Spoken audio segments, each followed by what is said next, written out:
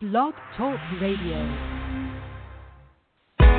Hello, and welcome to Work Trends with Megan M. Biro. Whether you're here to network, learn, or share, we want you to have fun. During this live broadcast and Twitter chat, we'll discuss the future of work with smart and entertaining guests who value today's business and its impact on the world of work for the future. Stay tuned, because we start in 3, 2, 1.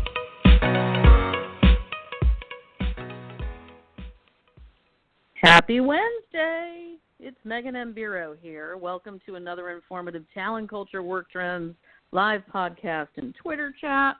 I'm here at the home office in Cambridge, Mass. Just back from almost 2 weeks of travel. Was over at HR Tech World in San Francisco and then New Orleans for sure. Had a blast. So thanks to all my new friends that I've met IRL. You know who you are. Thanks for tuning in if you are today. And thanks to our sponsors and friends who, make this all possible to have loads of fun and banter on with you all. So thanks for being here. Today, I'm really stoked because we're talking about a really hot topic, right? It's something I know we talk a lot about, employee recognition, right? Employee recognition and rewards. I know it's gaining speed. I've been blogging and talking about this for a number of years. One of my guests who's here is a dear friend and colleague of mine who's also been doing the same thing. So we've got some new and interesting, topics for you and angles on this, and I'm excited to unfold this. So let me just dive on in. And for introductions, our first guest is Salvador Barros. He is a millennial. He's 25 years old, and we'll ask him if he still feels like a millennial, by the way. He has been self-motivated to support other young entrepreneurs since graduating through a youth entrepreneurship organization named Bring Entrepreneurs Together. He currently serves as the CEO of Tap My Back, which I think is kind of an interesting name. They're a software that supports companies adapting the way millennials communicate. Through instant public work appreciation and continuous feedback. Our second guest is no stranger to the talent culture community. He's a dear friend and colleague of mine, Jason Lauritsen.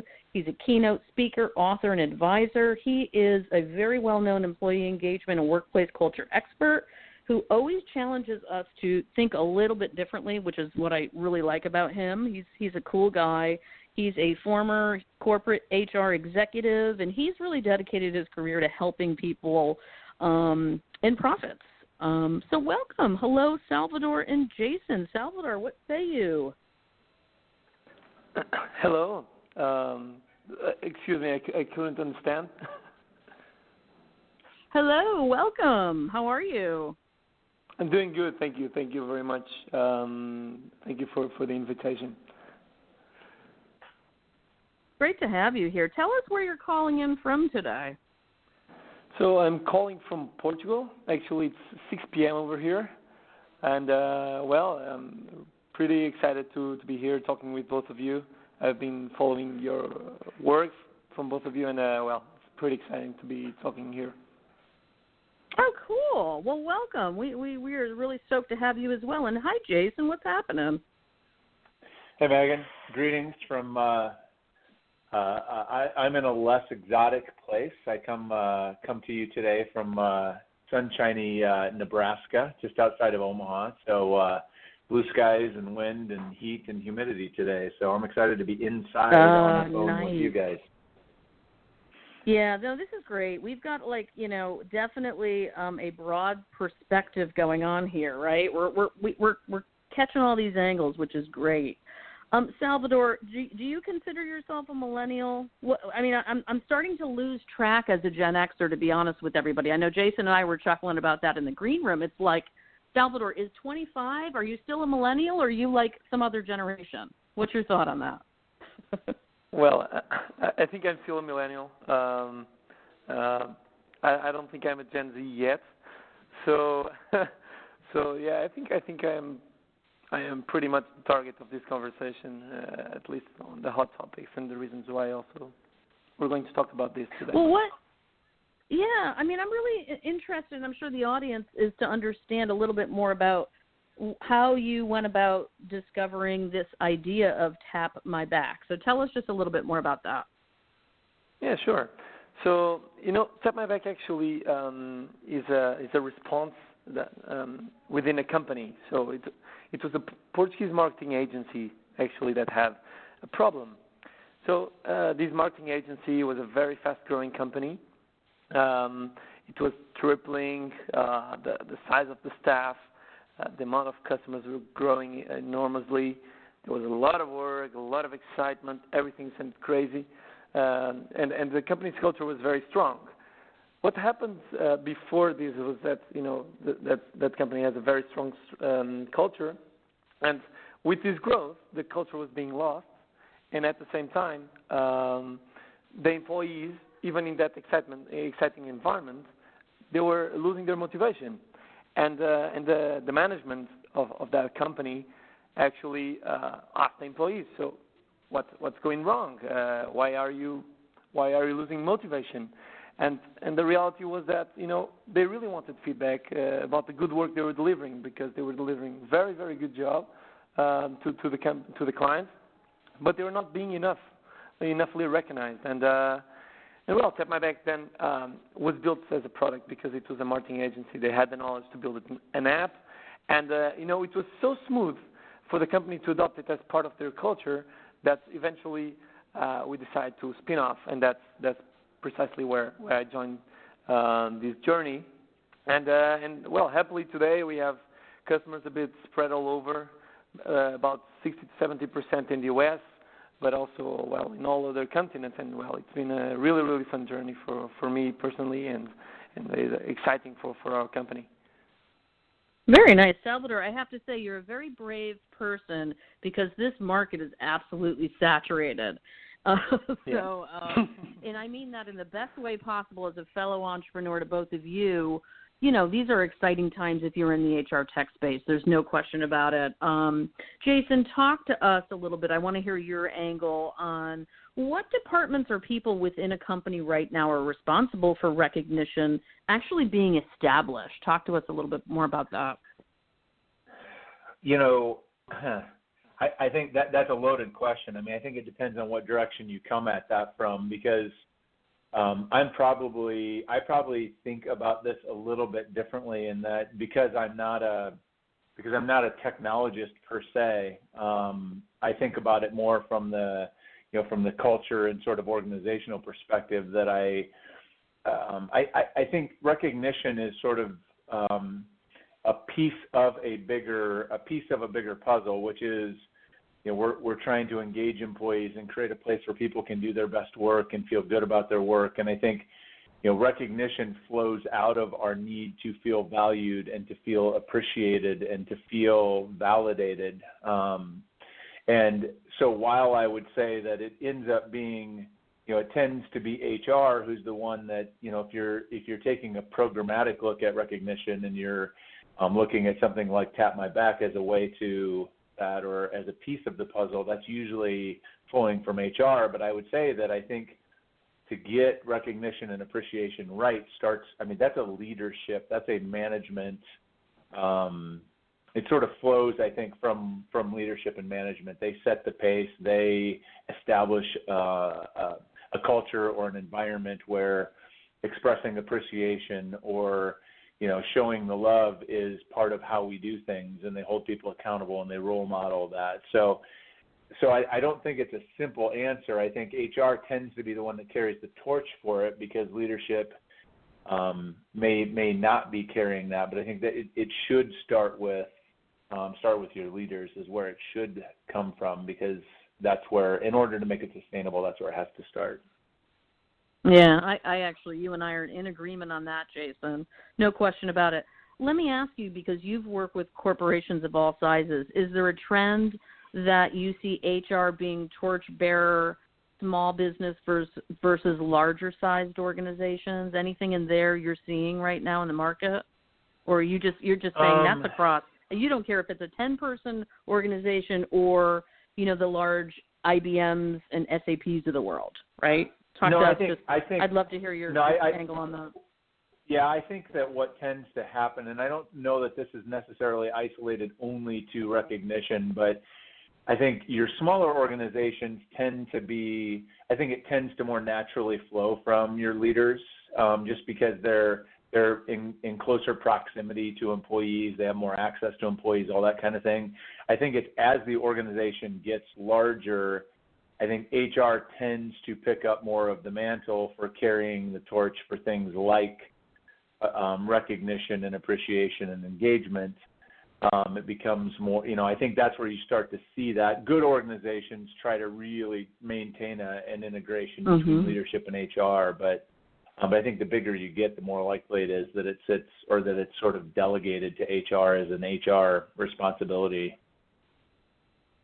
without a doubt. Well, there's a lot of information out there that supports how customer engagement is tied to employee engagement and satisfaction. I'd love to hear from each of you on what your opinion on how employee recognition programs actually affect customer relationships. Salvador, let's start with you, and then Jason, I'd love to hear your opinion on this. So, well, first of all, I completely agree with what you just said, and it's definitely very interlinked, the engagement of employees and the engagement of customers. Because first of all, like if you have employees facing your customers, if they're not committed and believing in your company, that feeling won't pass to the customers. Secondly, I about 2 weeks ago, I listened to our friend Adam Smiley, which we met by then.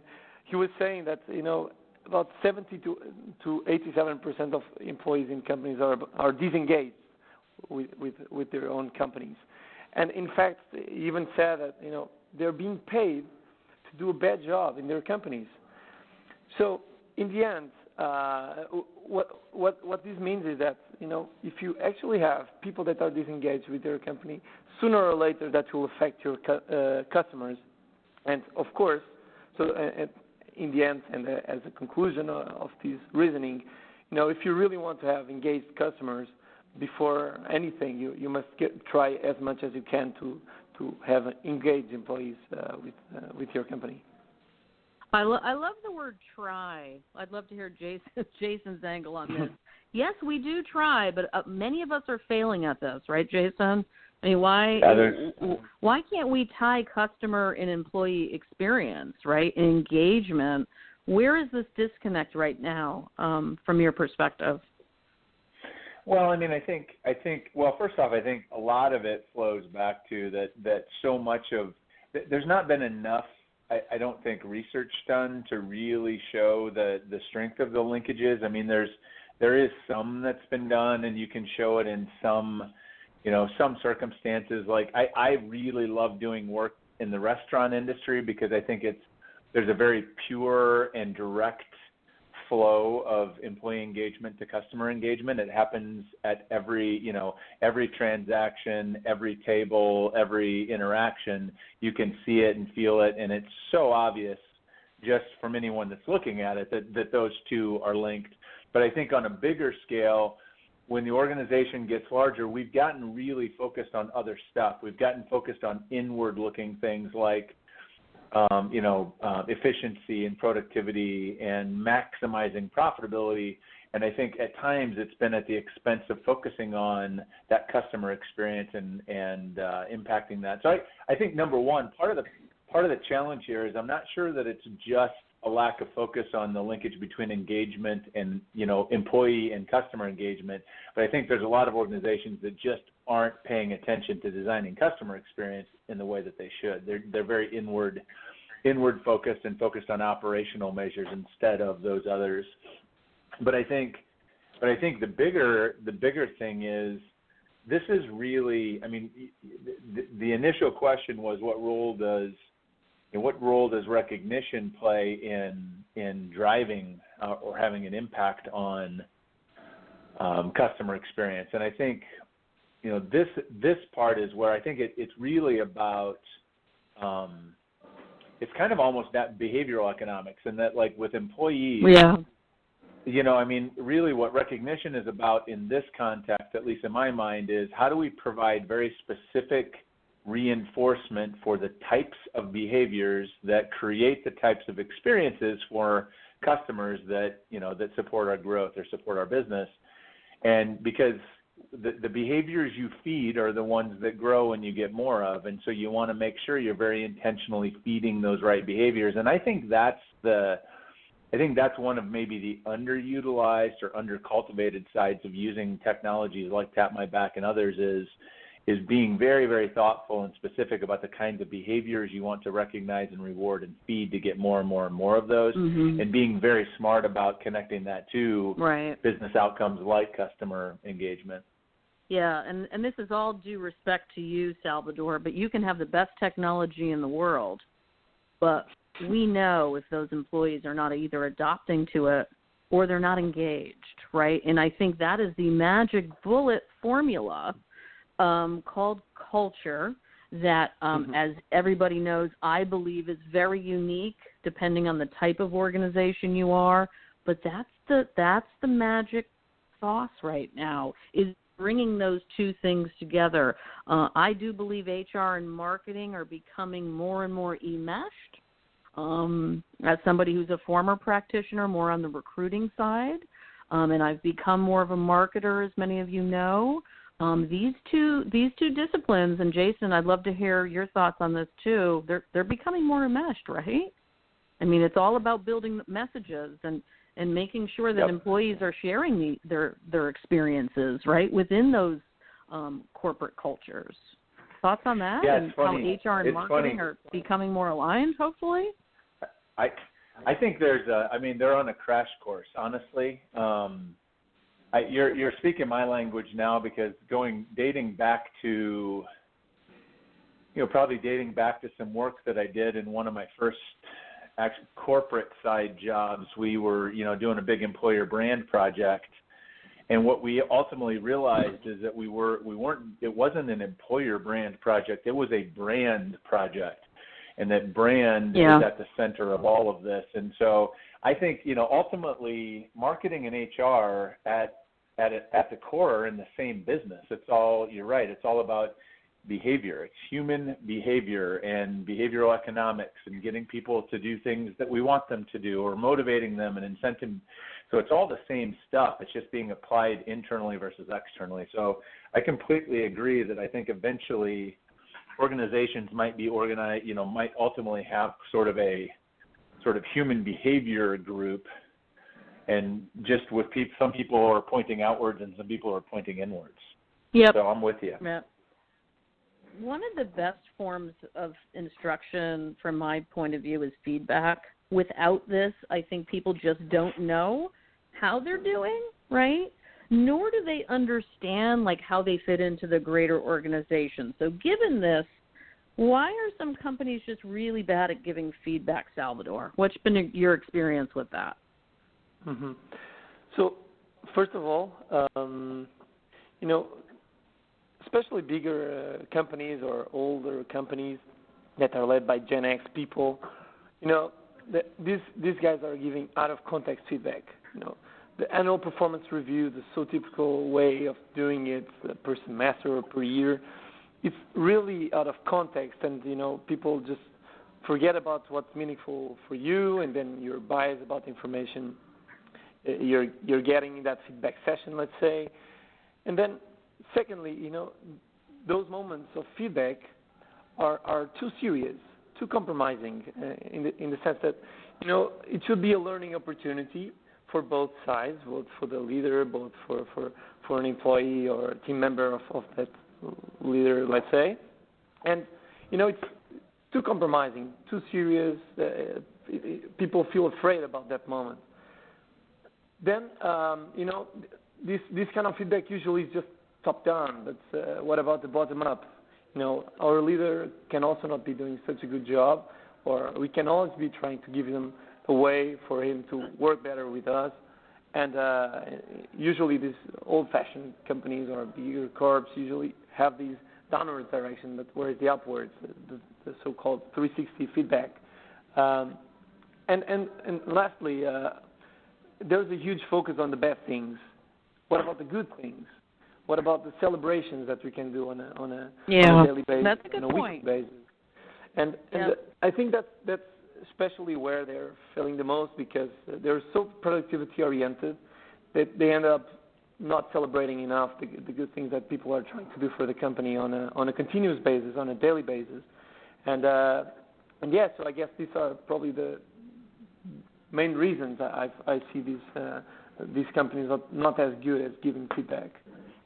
Probably also because they don't have enough tools to do that, and that's also one of the reasons why we are in the market, along with others, of course. There you go.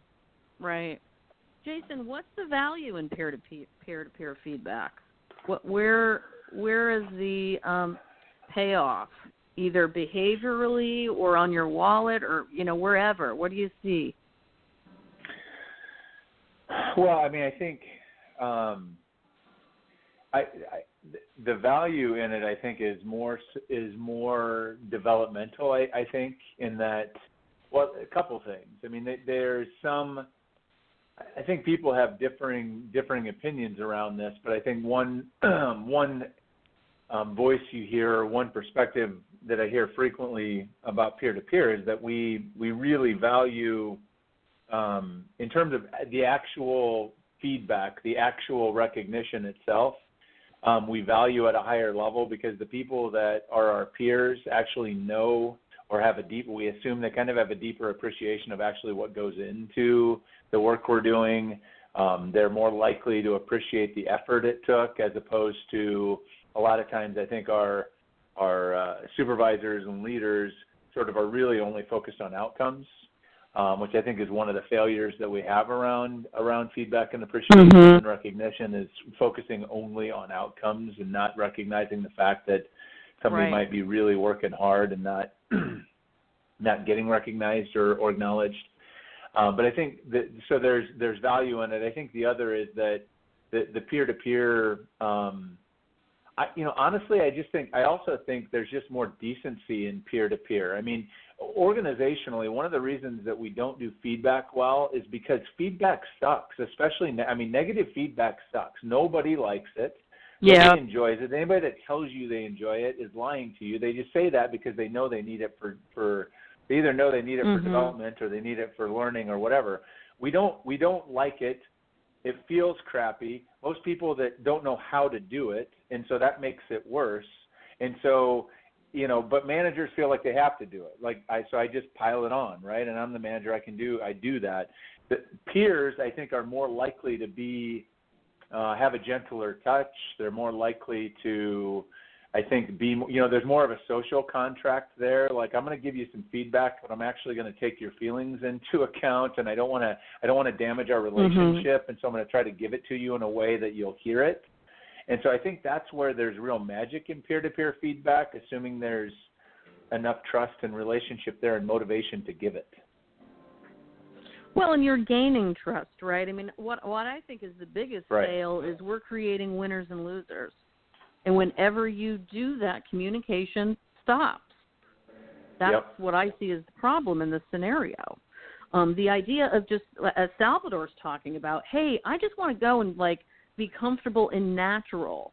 And Salvador, as you're talking about some of the old school culture that's still out there, right? Yeah. That we still deal with is this whole formality around talking and giving this feedback. So pretty, nuanced stuff we're unfolding right now, but very important actually in the bigger scheme of technology adoption. And what we're talking about is real employee engagement, people talking, people feeling like there's that sense of, I will still like you even though I don't like all these things about you, that unconditional love thing, right? Yeah, exactly. And that's culture. And one of the things that drives culture is also how we think, right? And if there's one thing in my experience in working with culture and talent over the years in high-tech markets, it's this whole thing of innovation and groupthink, right? And how do companies hire like-minded people who align with their organization, yet, we expect them to be innovators, right? How do those two things align? And how do we avoid that trap of becoming a bunch of yes people, right? So kind of what you're talking about, Jason. It's like, it's this forced feedback. It's like this whole idea of communication and then culture, right? How do we bring those two things together? So what do you think about groupthink? What's your experience with that, Jason, especially in, high growth companies? It's super, super dangerous. I think, so first off, I'm not sure that hiring like-minded people should be our goal, right? I have become, like many have, I've become a skeptic about the whole notion of hiring for culture fit.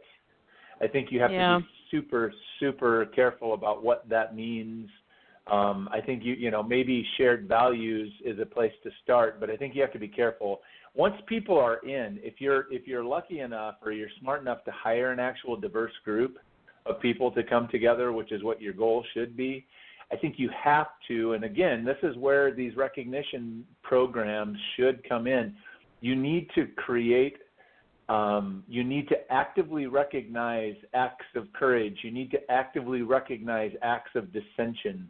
You need to actively celebrate when someone speaks a dissenting opinion or pushes back or, has positive conflict, because in order to combat, you have to work really hard to combat groupthink, and the only way you do that is by making sure that when someone makes that move, when they have the courage or take the risk to speak up, to have a dissenting of you, to push back, to slaughter a sacred cow, whatever that is, you need to lift up and celebrate them, even if it doesn't win. You got to make sure that you're putting the love there, because if you want, again, the behaviors that get fed are the ones that grow. So you got to feed it, and you got to feed it, and you got to feed it, which is uncomfortable, because most leaders, that's hard and messy, and managers and leaders don't want to deal with that. And so it's easier to just have a bunch of people that say, yes, it's faster, more efficient. Right. So we got to push back against that. Yeah, and that's why our numbers for employee engagement continue to be dismal, because nobody's really being honest, which sucks, Right. Salvador, I want to hear from you a little bit around this angle. I think sometimes managers, in their well-meaning, right, they offer employees solutions rather than present them with challenges, as we're talking about. I think allowing people to figure out solutions can actually give them opportunities to grow their own confidence and their own networks. This form of micromanaging that's out there still is counterintuitive to employee and business growth in some ways right now. Given this, shouldn't companies invest in their managers to help them develop these skills needed to support a recognition program like yours? And how, if people are in cultures are willing to take this on, how can this be done from your perspective? So I completely think that companies should invest in their managers, because those managers, they need to be leaders instead of bosses. They need to be people that embrace a team and create a collaborative mindset among the team, and you need to be part of that. It shouldn't be like I say you do, or I am right because I have the knowledge and you should execute, but it should be a collaborative work, and we should be able to provide them that kind of knowledge and ability, and make them try through workshops, or, for instance, a thing that we do a lot in our company is doing hack days, like putting things that we need to do in our company and putting everyone together, working and problem solving things out of context, and that's an interesting way in how we can help them being more of leaders, but part of the team instead of bosses, the ones that are trying to tell what to do and why to do, and then we should give them also tools, and again, we're talking about reward and recognition programs, but give them tools also to learn about what their teams believe in, think about them, their superiors, the people that are below them, so that they also can learn from their progress, the work that is being done by themselves and by their colleagues, and so that this is like an embracing environment. Again, let's not make it too serious to give feedback, but let's just embrace Right. this culture of Let's make learning it fun. and yeah. and that's exactly what I would say to companies to do if they want to invest in their managers and help them doing better. Well, listen, also talented friends, we are out of time, so I want to thank you both for being here today, and let's continue this discussion on Twitter, and have a great one. Thanks for being here. Thank you. Thank you very much. Thanks.